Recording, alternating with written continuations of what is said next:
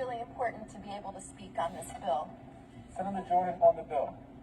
Much like last year's green light law, this bill gives another green light to voter fraud. The bill before us would allow requests to be made by a voter for an absentee ballot by electronic mail or through the Board of Elections web portal. And it totally eliminates the requirement that an application for an absentee ballot must be signed by the voter. Other than the voter's signature, our state doesn't have any voter ID requirements to verify that a voter casting the ballot is the voter who registered with the Board of Elections. This terrible bill opens the door to ballot harvesting and other forms of voter fraud that hurt our democracy and undermine a fair and functional electoral process. Ballot harvesting is real and has drawn bipartisan concerns of fraud from election watchers. It's the practice of allowing political operatives and others to collect voters' ballots and turn them in en masse to polling stations.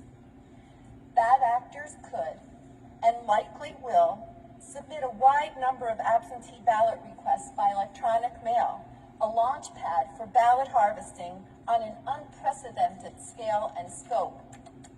When you take this legislation with Senator Generis's bill passed earlier this year that implements a system of automatic voter registration within certain designated state agency applications, such as those at the DMV and DOH, we're talking about a devastating 1-2 punch of fraud advanced by irresponsible policies. Without question, absentee voting, true absentee voting, with an actual signature requirement is critical and something that I strongly support. During the COVID-19 outbreak, we routinely see long lines of people waiting at Walmart and Home Depot.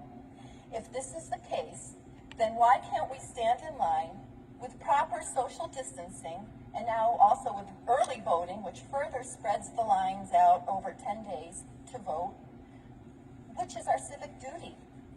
I'll be voting no on this bill, which is yet another attempt at undermining our voting process and weakening our voting rights.